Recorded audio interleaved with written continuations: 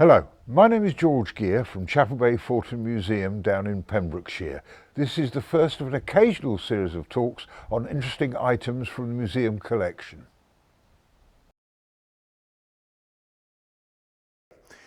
Back in 1985, I arranged with David Penn to meet him at a military range at Henley Park. That was being used by my unit for machine gun practice. We then set up the Vickers gun, which was not quite as easy as it was supposed to be. When it turned up, we opened the crate and it was in lots of little pieces. Apparently somebody at the museum had taken it completely apart to clean it and wasn't able to put it back together again. So the film you're now going to see is a result of several hours putting this Vickers together, head spacing it and getting the wretched thing to work.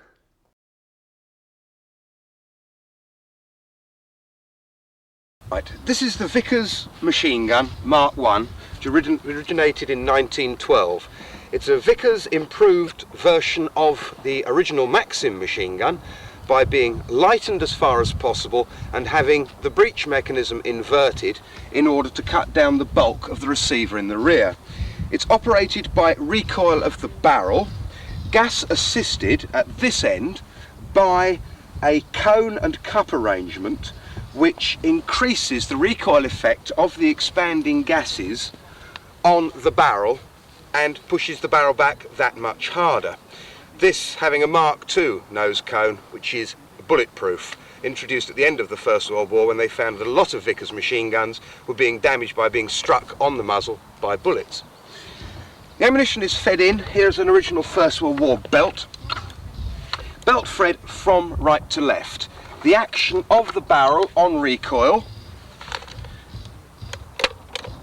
actuating this mechanism here, which draws the belt across. Right, the breech mechanism works on the toggle joint principle. This joint you can see moving here is very much like a human knee. As long as the leg is straight and the knee depressed like so, any thrust on the foot in an upward direction cannot break that joint. As soon as the joint starts to break, then of course the knee will bend. Same system is used here. In this fully down position, it will resist any thrust in this direction. However, on recoil, the cocking lever here is forced back. The tail of the cocking lever hits this roller, forcing the joint to break. Due to the muzzle attachment and recoil, there's enough residual energy to force the action back, thus withdrawing the fired cartridge from the barrel, dropping it below, at the same time pulling an unfired cartridge from the feedway, dropping the carrier, which then goes forward, places what was the top round into the barrel, pulling the ejector strip up, collecting a new round from the breech, at the same time firing, and the cycle repeating itself like this. Left. At this point it is necessary to pull the belt in till the first round catches. The cocking action in fact has to be repeated twice. The first time I do it, it will collect a live round. If I lift the top cover and you look inside, you'll see here that it has collected a live round. The live round is then pulled back, drop level with the barrel. The recoil of the barrel, which comes back about 5/8 of an inch, drives the next round across. As the breech block goes forwards, it chambers the bottom round and collects the top round.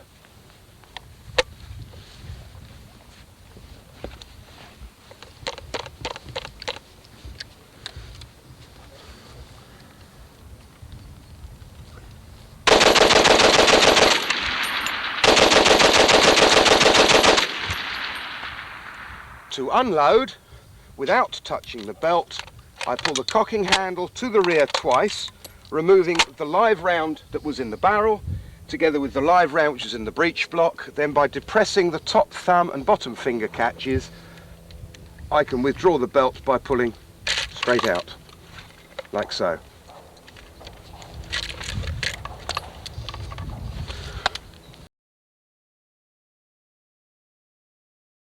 In case of a jam with the Vickers machine gun, the gunner would know by the position of the crank handle the basic cause of the stoppage. There are 4 known positions that this can happen in. Position number 1, position number 2, position number 3 and position number 4 with it fully home. Position number 1, this indicates that the lock is unable to come back far enough to allow the extractor to drop. The remedy for this is to pull the crank handle onto the roller, pull the belt to the left front and let go the crank handle. He is miming here as we have no belt in the gun. If after carrying out this action the crank handle stops in the same position when going forward, pull crank handle onto roller, open the rear cover, clear the face of the extractor, change the lock,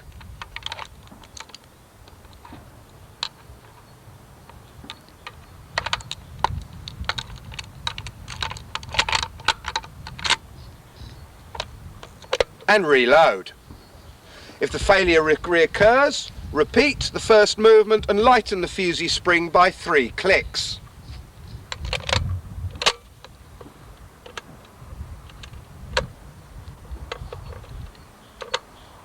The second position.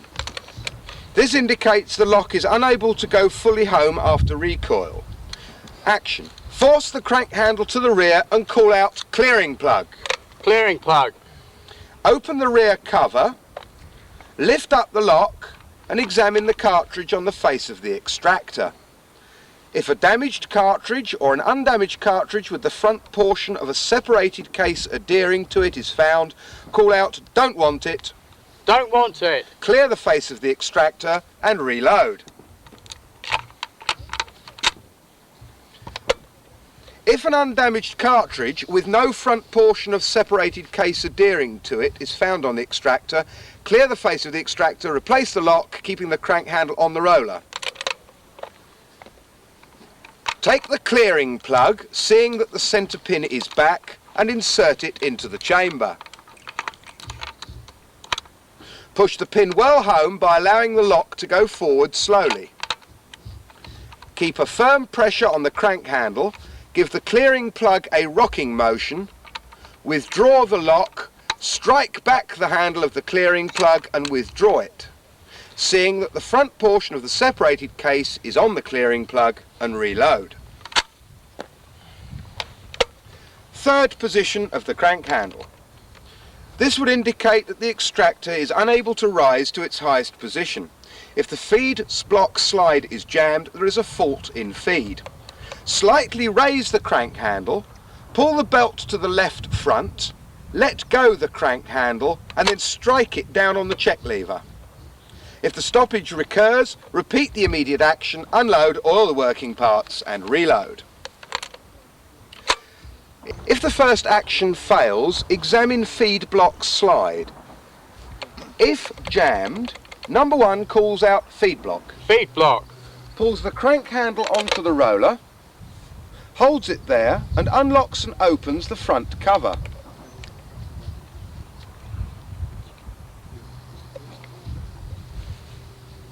Number 2, with the assistance of number 1, raises the feed block sufficiently to allow the recoiling portions to go home.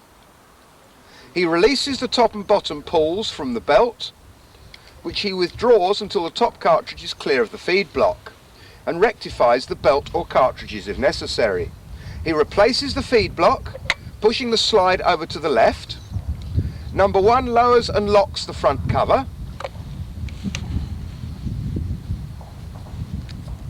Pulls the belt to the left front and releases the crank handle. If slide is free, number 1 calls out extractor. Extractor. And opens the front cover. Number 2 forces down the horns of the extractor. Number 1 clears the face of the extractor and changes the lock.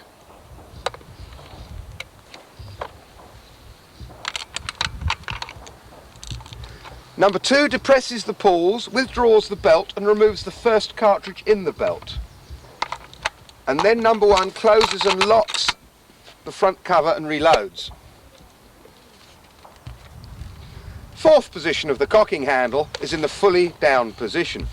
This would indicate that there has been no explosion, or if any, there has been little or no recoil, the lock remaining in its forward position. Immediate action taken is 1. Pull the crank handle onto the roller, pull the belt to the left front and let go the crank handle. If this fails, pull crank handle onto roller twice, change the lock and reload.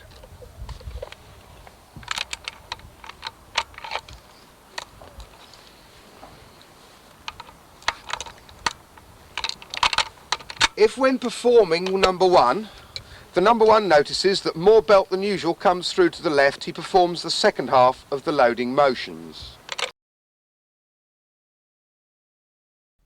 When we finished firing, what was quite amusing was that the young officer who was running the machine gun shoot, the general purpose machine gun, walked over to me from the far end of the range and said, "How many rounds did you just fire, sir?" I said, "Well, that was a full belt, 250 rounds. He said, "Without stopping?" I said, "Yes." He said, "Well, we can only fire 20 with a GPMG in an emergency. Why doesn't it overheat?" I said, "Simple. So put nearly a gallon of water in the water jacket." Oh, then he asked me what the range was. And when I pointed out this had a range about 1 kilometre further than his, he looked me in the eye and said, "When are we getting it, sir?" I said, "Well, you had it you had it at the beginning of the First World War and you lost it back in the late 1960s. He walked away somewhat humbled. In the 35 years since we made that video, we've somewhat increased the collection here at Chapel Bay Fortin Museum, the home of the Welsh HBSA. What you see in front of you now is a Mark I First World War Vickers made by Vickers Son and Maxim. This is a sectioned specimen and it lets you see exactly how it works. Now what you didn't see on the video is the water can. Now a lot of people think that that contained cold water which was then pumped up into the gun. That is totally wrong. The water in the barrel jacket will boil after 400 to 500 rounds. To save the steam, giving the position of the gun away, the steam comes down this pipe. At the end of the rubber pipe is under water in the can, which condenses the vapour back into water, which of course can be reused again. Now, if you look carefully here, the pipe sectioned here, which comes down, bringing the steam, comes from a brass pipe, which runs along the top of the water jacket above the barrel. On the outside of that pipe is a tube that is free to fall back and forth according to whether the gun is elevated or depressed. That's done so that when the gun is elevated, the steam comes out at this end, because if it came out anywhere else, it's likely to pump the water back out of the jacket. When the gun is depressed, the pipe slides forward, blocking this hole and opening one here at the back. As explained earlier, when the gun, as shown here, is depressed, the water flows forwards and the steam can now escape through a hole in the tube at the top, which is normally covered by a sliding collar, which in this case has slid all the way forward, thus keeping the water in the jacket but allowing the steam to escape through the hole at the back. It then goes down the pipe and out into a rubber pipe which goes into a 1 gallon or 2 gallon water can, which recondenses the steam back into water, which can be reused. The muzzle cone here is the armoured type, which I think I showed you on the video earlier, to resist being struck on the muzzle by bullets. We'll show another Vickers in a moment, which is fitted with the Mark I muzzle booster. The foresight on this is designed to allow indirect fire where the target can't be seen. In conjunction with this dial sight, the clinometer, that fits at the back here under the cover, enabling you to accurately set the elevation or depression of the gun in degrees and minutes. For the same purpose, to use an aiming post, the front sight is free to move across like so. Once it's set, that's removed, the gun is locked in position, the top cover replaced. Here's the belt. The main spring which operates the action, or the fusee spring, is here, with its adjuster here at the nose, which works in a series of clicks. Right, the hand grips, which are the only pieces of wood on the entire gun, also contain a tube with oil, and if you unscrew the caps at the top, they have a brush on the end to give you two sources of lubricant for the gun. The correct way to hold it is with the index fingers on top, these three fingers underneath. The first fingers pull back the safety catch, the thumbs then press in the firing lever, and the gun will then fire. With a full belt, it will fire just over 30 seconds with a belt of ammunition. Now, I remember reading many years ago that it was an offence to pencil fire. And for a long time, I couldn't work out what that was until I looked very carefully at a picture taken in the First World War, and it says Vickers gunners at rest, and it shows two guys sitting back in a foxhole behind a Vickers gun, relaxing and having a smoke. And they're not actually relaxing. Well, the gun is actually firing. You can see the empty cases being ejected from under the receiver. And if you look very carefully at the photograph, you can see what they've done is put a pencil in like that. That presses forward the safety lever, the trigger, and holds back the safety lever. And that gun will then continue to fire for 30 seconds, which can be an awful long time. To stop it firing, quickly pulled out. The reason it was made illegal, if you like, is that if the tripod leg collapsed, that gun would carry on firing, which wouldn't be much fun in a small enclosed area. If, by the way, you get a runaway gun with a Vickers, the standard procedure was to grab hold of the belt and throw it over the top like that. That will actually jam the mechanism.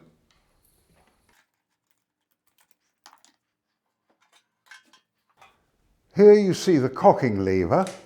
As it comes down, it hits the anti-bounce lever here, which stops it jumping once it hits the bottom at high speed. The feed block for the belt in this case is steel, whereas on the other gun you'll see it's brass. In wartime, because of speed of production, because bear in mind that in peacetime money matters, in wartime time matters. Hence brass, which is a good strong metal, brass and bronze, tended to replace steel. Although the raw materials were expensive, the time to melt it, cast it and machine it is an awful lot less, which saves time. Here at the muzzle you see, as I said earlier, it's got a Mark II or bulletproof nose. To protect the steel from the hot blast from the muzzle gases, it is fitted with a thin metal cap arrangement to protect it. And as you'll see later in the Vickers spare parts chest, there are a number of these. Here is the barrel going onto a cup arrangement at the front, which again boosts the recoil energy.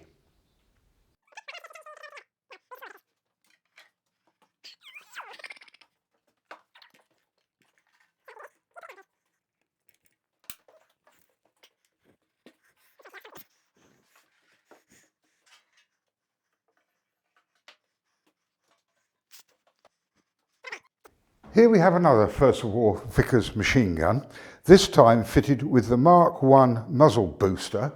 In this case, flat front, not fitted with the later, as I explained with the other gun, not fitted with the later bulletproof protector. This one is particularly interesting because of its monopod. This was fitted to an armoured car or a tank, because were was the vehicle to be knocked out, obviously you couldn't take the gun with you without a tripod. Tripod being large and heavy, they issued a monopod, which some of you may recognise in that the lower part here was later used with the Boys 5.5 anti-tank rifle. Here it's got the original First World War large fixing bracket to fit around the water jacket. Right, time for a quick change. We'll now make a quick replacement of the First World War Vickers with the Second World War Vickers with its most modern equipment fitted. It was still in use right up into the 1960s.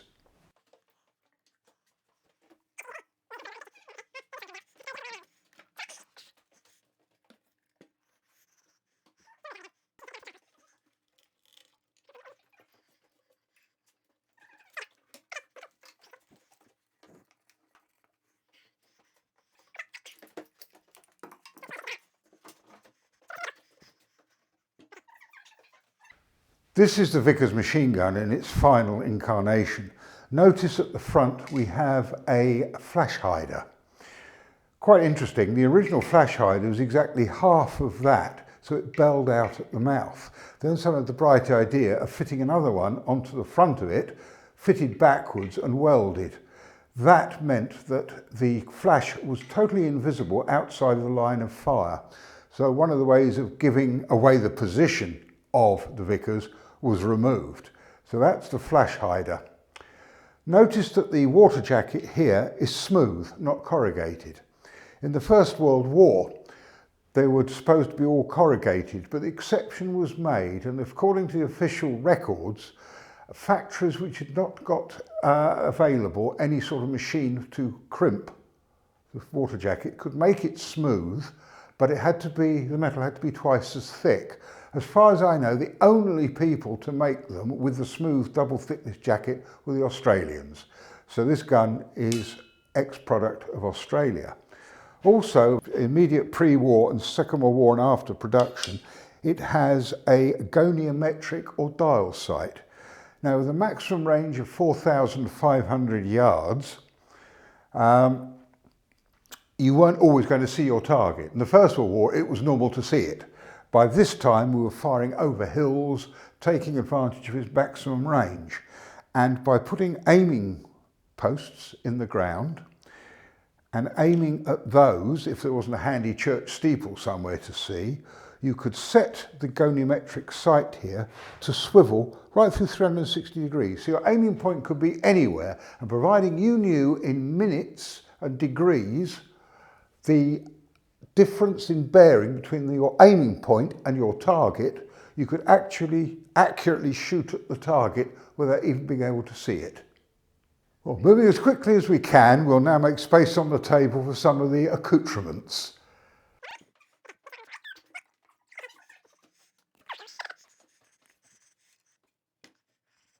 This is a bronze Vickers belt filling machine, an ingenious piece of mechanism. Rounds are dropped in the top here in the hopper, which actually should have a larger section that goes above it and locks in, but is sadly missing. The belt is fed down a tray through here. As I rotate the handle here, this pin comes in and stretches the belt.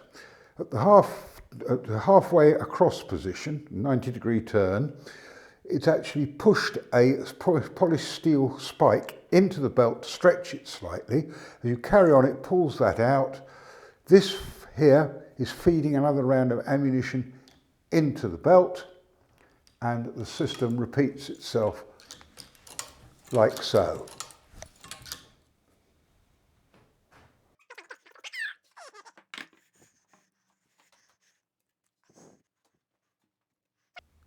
This is the bar and stroud rangefinder as issued with the Vickers machine gun in the First World War.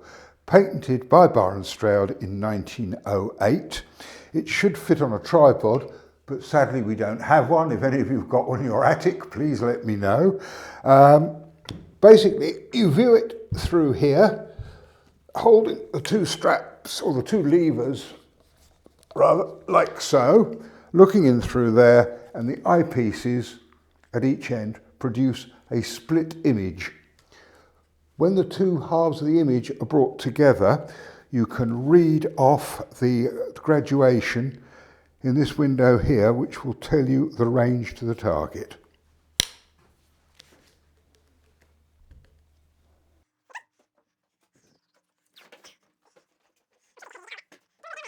This is quite a comprehensive spare parts and tools kit. Inside, for example, we have spare feed blocks, 2 of them, and various boxes of small parts and tools. And in case you lose any, a complete list of what should be in the box. There is a tool for stretching the ammunition belt if it gets badly crushed, a hammer, and numerous other bits and pieces. Now, I mentioned earlier at the muzzle that there were replaceable caps to protect against the heat and blast of the gun. And there's a pile of several. And next to it is a new front cone piece. It fits on the end of the barrel. small parts in the 3-4 tins.